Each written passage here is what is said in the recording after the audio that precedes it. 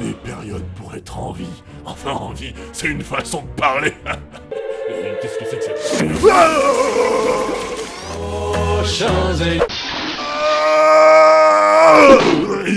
Qu'est-ce qui se passe? Namasté, diable positif. Ça fait longtemps. Oh non, tu m'as kidnappé pour me casser les couilles encore. Moi aussi, je suis ravie de te voir. Ça fait 1 an que t'as lancé ta chaîne YouTube et je me suis dit qu'il fallait fêter ça. Mais tu détestes tout ce que je dis dans mes vidéos, espèce de DSJW. C'est vrai que c'est pas très gentil tout ce que tu dis, mais je suis contente pour toi. C'est ça. Et encore, j'ai pas parlé de tas de trucs cette année. Comme quoi? T'as 5 minutes?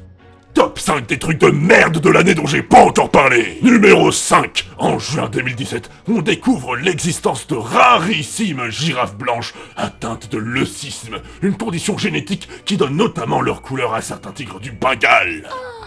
Elles sont trop belles. Eh ben ça se fera sûrement plaisir d'apprendre qu'elles sont toutes mortes.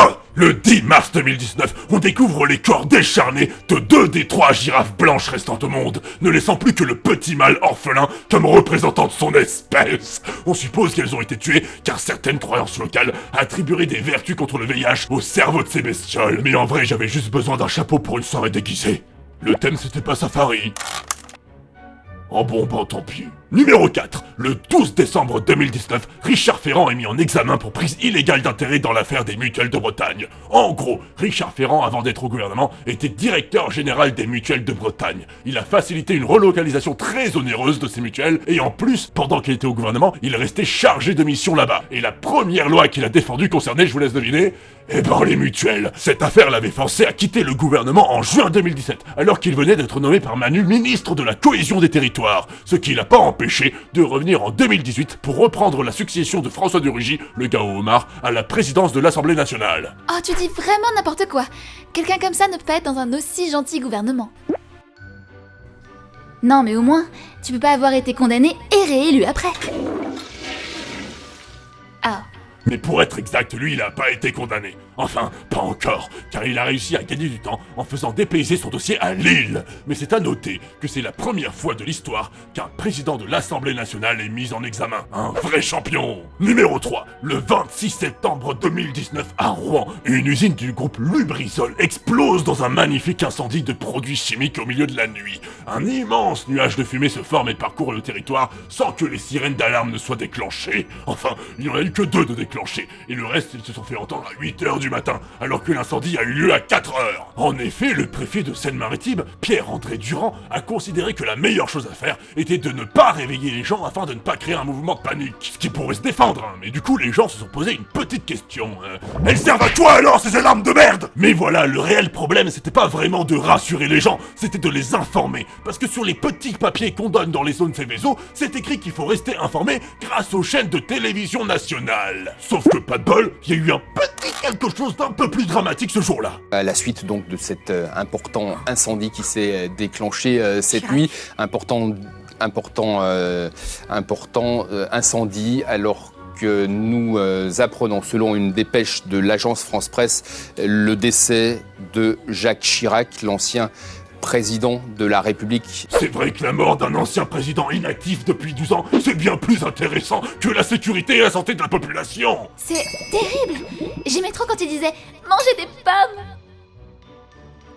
Numéro 2. Le 28 février 2020, Roman Polanski est sacré au César pour son film J'accuse, avec 12 récompenses. L'actrice Adèle Haenel, dégoûtée, sort de la salle en s'écriant « C'est la honte, c'est la honte !» Mais pourquoi c'est la honte exactement? Eh ben c'est parce que Polanski a été accusé et condamné pour viol et agression sexuelle à plusieurs reprises. Une en 77 avec une fille de 13 ans, une en 83 sur une ado de 16 ans, une autre en 72 toujours avec une ado de 16 ans, encore une en 72, encore une autre en 75 sur une mineure de 10 ans, 5 autres cas anonymes encore mineurs entre 69 et 76, et puis un autre cas en 70 sur une femme de 29 ans, et enfin une autre en 75 avec une actrice de 18 ans. Mais c'est scandaleux. Mais je suis bien d'accord, ils ont même pas eu le prix du public, c'est scandaleux. Au moins ils étaient nominés pour le César des lycéens, ce qui est raccord pour les goûts de Polanski.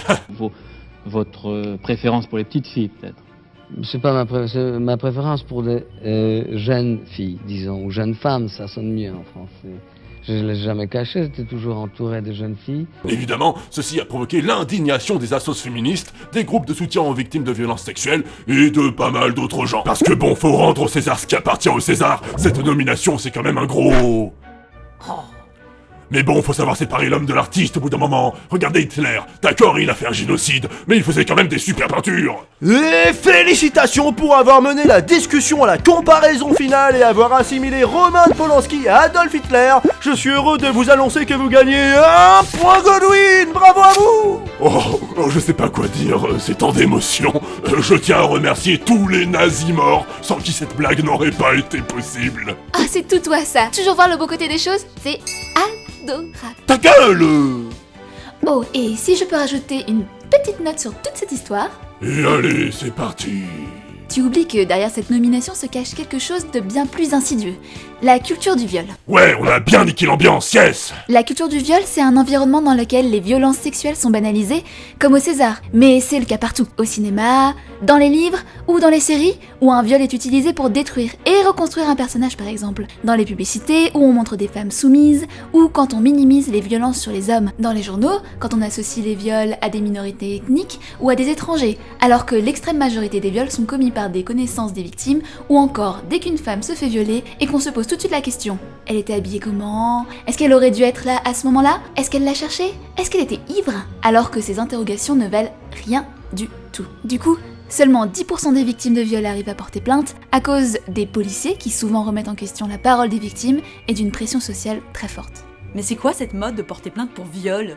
Depuis Balance ton porc, c'est devenu n'importe quoi, hein. Mais vous savez, madame, souvent les femmes se font ça toutes seules, alors c'est sûrement votre cas. Mais c'est impossible ça, vous deviez le chercher, non? Un gars et une fille tout seul dans un appartement, c'est pas pour jouer au Scrabble, hein. Détrompez-vous. À sa place, j'aurais fait pareil. Après tout ça, seulement 3% des plaintes finissent par être jugées et ça prend des années pour classer les dossiers.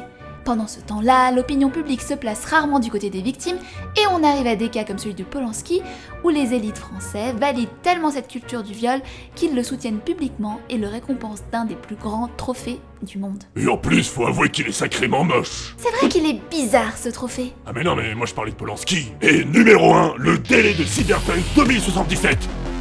Quoi? C'est terrible, non? Bon, ok, au lieu de vous parler du garinovirus, enfin, coronavirus si vous préférez, j'aimerais vous parler d'Agnès Buzyn. Agnès Buzyn a été ministre de la Santé avant de démissionner pour candidater à la mairie de Paris. Tout ceci alors que la crise du coronavirus pointait le bout de son nez en France. Mais bon, elle avait quand même posé des affiches dans les aéroports, qu'est-ce que tu veux qu'elle fasse de plus? Elle est ministre, pas Mère Noël. Mais le vrai scandale, c'est le fait que lorsqu'elle est partie du ministère, que Manu disait aux Français de continuer à sortir au théâtre, et que les élections municipales étaient maintenues, elle savait pertinemment que ça allait dégénérer en pandémie. Quand j'ai quitté le ministère, assure-t-elle, je pleurais, parce que je savais que la vague du tsunami était devant nous. Je suis parti en sachant que les élections n'auraient pas lieu. On aurait dû tout arrêter. C'était une mascarade. Le 11 janvier, j'ai envoyé un message au président sur la situation. Le 30 janvier, j'ai averti Édouard Philippe que les élections ne pourraient sans doute pas se tenir. Ce qui n'a pas empêché le 24 janvier de dire que le risque de propagation du coronavirus dans la population est très faible et de maintenir les élections où elles se présentaient, sachant que le 17 mars 2020, juste après les élections, on comptait 148 morts et 6633 contaminés en France, que le personnel soignant se retrouve en pénurie de masques à peine le confinement engagé, que l'hôpital a un manquement financier de 800 millions d'euros et qu'à l'heure où je vous parle, on a dépassé les 14 000 morts en France. Allez les enfants, on applaudit les gentils médecins. Ben c'est sympa d'applaudir, mais on pourrait pas plutôt avoir du matos et de quoi payer les employés? Non, parce que ça fait des années qu'on vous prévient que ça risque d'arriver cette merde. Et à chaque fois qu'on vous le dit, soit vous envoyez des CRS, soit vous nous ignorez. Quel héros, quel courage, il meurt pour nous. Et en plus, maintenant, on utilise les réfugiés pour faire le sale boulot dont personne ne veut. Ça me rappelle de bons souvenirs. Alors, salut tout le monde, j'espère que vous avez tous vos masques et vos gants. Ah bah non, on en a plus, c'est vrai, désolé. En tout cas, je suis heureux de vous accueillir dans votre nouveau champ de coton, de blé. De blé. Du coup, avec tout ça, les membres du gouvernement, Des meurtriers esclavagistes ou des incompétents malhonnêtes? Dans tous les cas, Macron semble avoir compris la leçon. À sa demande, la Caisse des dépôts accélère les plans pour la marchandisation de la santé. Faudrait pas rater le coche la prochaine fois, il y a du bif à se faire. Mais comment les autres pays ont-ils géré cette crise? Parce que bon, ici on arrive quand même à un niveau de foutage de gueule assez impressionnant. Alors par exemple au Portugal, on a régularisé les immigrés pour les protéger du virus au lieu de les envoyer dans les champs. J'ai toujours dit que les Portugais étaient une civilisation décadente. La preuve, ils ont dépénalisé les drogues. Du coup leur taux de décès à cause de la drogue est 5 fois plus faible que la moyenne européenne. Et en plus, le taux de nouvelles infections au VIH a été divisé par 18. Bon oui, allez-y, aidez les victimes d'un système oppressif les poussant à la consommation de psychotropes au lieu de les sanctionner comme des gens normaux et de les faire replonger dans un cercle de violence jusqu'à ce qu'ils clament dans le désintérêt général. Et après, je sais pas, vous pourriez instaurer le revenu universel pour lutter contre le coronavirus comme ce que fait l'Espagne. Vous me dégoûtez.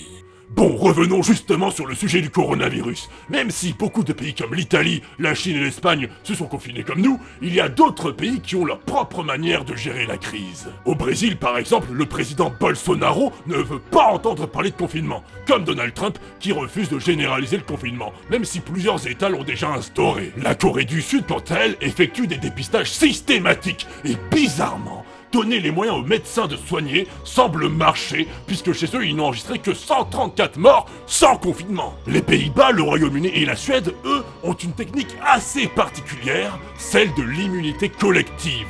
En laissant le virus circuler quasiment sans restriction dans la population, ils espèrent que la population va développer peu à peu des défenses immunitaires contre le virus. Oh, et ça marche? Ouais, nickel. C'est bien d'avoir pris le temps de parler de tout ça. Tu es très dévoué. Laisse-moi tranquille. Oh, allez positif, sois pas si grognon. Fais-moi un beau sourire. Ah voilà, là ça fait plaisir.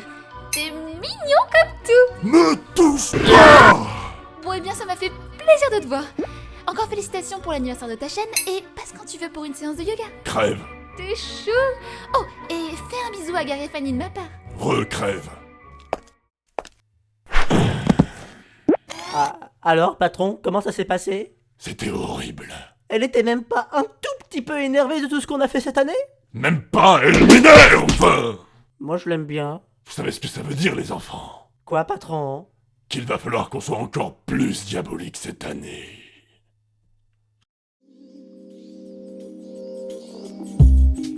Ah